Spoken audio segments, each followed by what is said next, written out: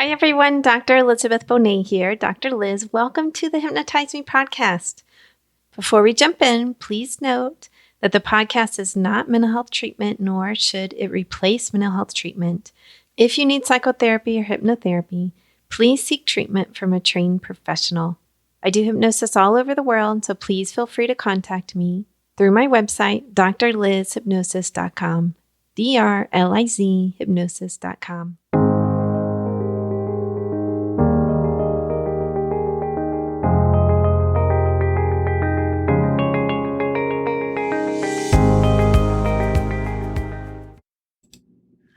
Hi everyone, Dr. Liz here. Today I'm going to talk about hypnosis and recovered memories. Occasionally I'll get contacted by someone who wants hypnosis to figure out what happened in the past.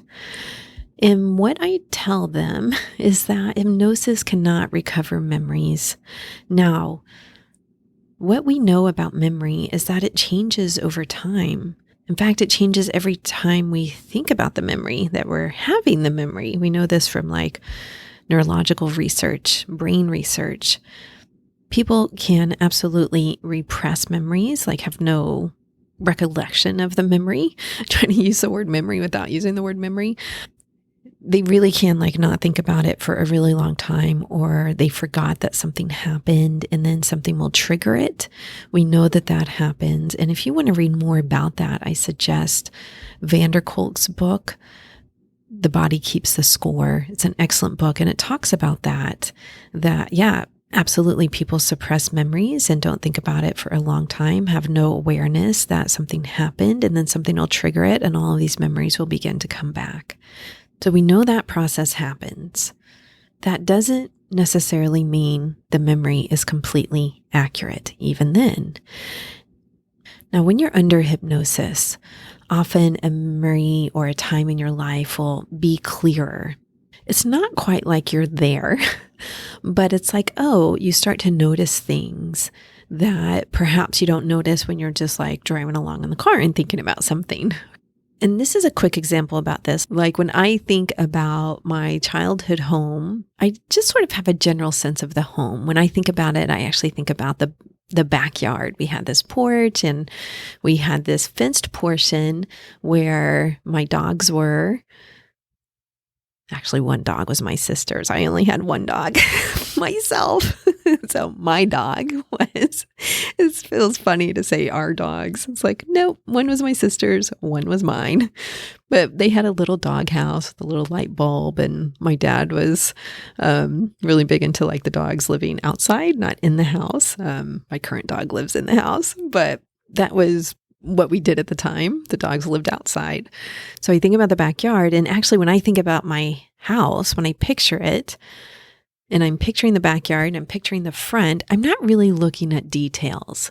Now, what I just gave you was some details, right? When I begin to think about it more and think about my dog and how she had a little house and what that house looked like and how big it was. And yes, it had a light bulb in it for nights that were a little bit colder, and I can see her little face, and all of this stuff comes back.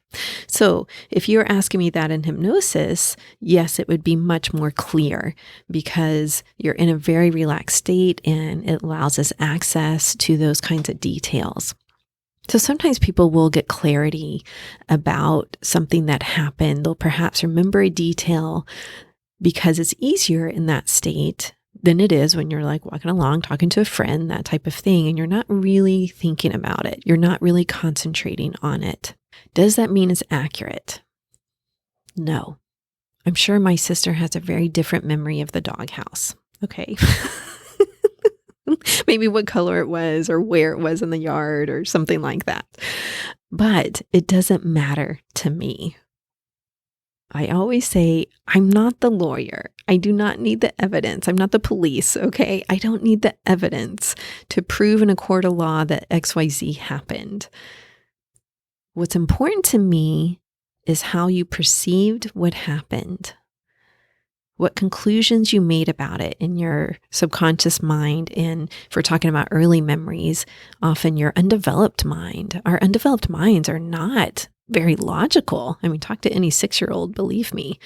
I mean, anyone you can convince that the fairies are real and living outside of their house in a tree probably is not like the most logical person in the world, right? Because their minds aren't developed yet. That is a lovely part of childhood when you can convince them the fairies are outside living in the tree and that we should visit them and take good care of the tree, right? So that we take good care of the fairies. So what happens is we make these illogical conclusions that eventually turn into beliefs that often we're at fault for something or that something our parents did was our fault. Sometimes when a parent leaves, the child concludes that they're not lovable because what a parent does is love a child. And so if they left, then the child thinks I'm not lovable. It's not until adulthood that they think, oh, my parent had some emotional stuff going on, obviously, where they didn't feel they could love a child, or they weren't responsible, or they were just immature. Maybe their own emotional mind didn't develop. I mean, I don't know what's going on with the parent who left. We can theorize all kinds of stuff, but it's the grown-up self that can say, that wasn't me. But the child self believes, this is me. I've done something wrong, or I'm not lovable. There's something broken with me, something like that.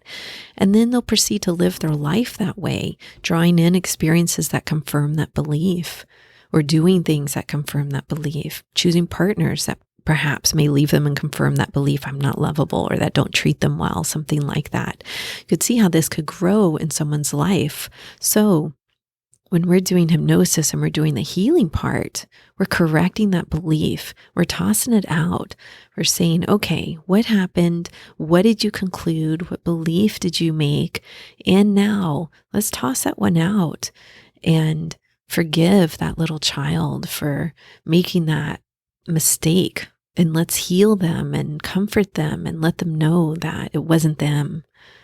It's something that happened in the world around them. And now we can put in the better, kinder, more compassionate belief so that you can live your life moving forward with the new belief that you are lovable, that you are worthy, that you matter. All of these wonderful things that help you live your life in an easier way, in a way that makes you happy and content and productive and all the good stuff. However you want to live your life, right? That's why I always say to my clients, you need to make me the list. I don't put the list in for you. Your values are different than mine. Make your list for me so that I know what to put into that healing piece. All right. I hope that helps you understand about memories and hypnosis. Remember, you can always contact me over at my website, drlizhypnosis.com. Please share this with someone that you think may appreciate it or benefit from it. And also, please leave me a review over in iTunes. Every review helps someone find the podcast, and they make me happy. I love seeing good reviews. So please leave me a good review if you really like the podcast and find it helpful. All right, I'll talk to you soon, everyone. Peace.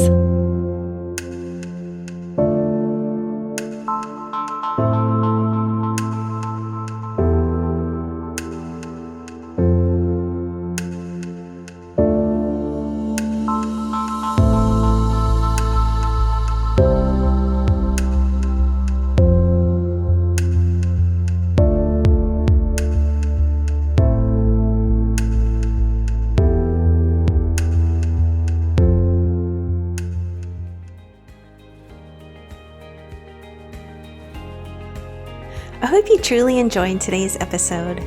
Remember that you can get free hypnosis downloads over at my website, drlizhypnosis.com, DRLIZ hypnosis.com. I work all over the world doing hypnosis. So if you're interested in working with me, please schedule a free consultation over at my website, and we'll see what your goals are and if I can be of service to you in helping you reach them. Finally, if you liked today's episode, please subscribe to the podcast or tell a friend. That way, more and more people learn about the power of hypnosis. All right, everyone, have a wonderful week. Peace.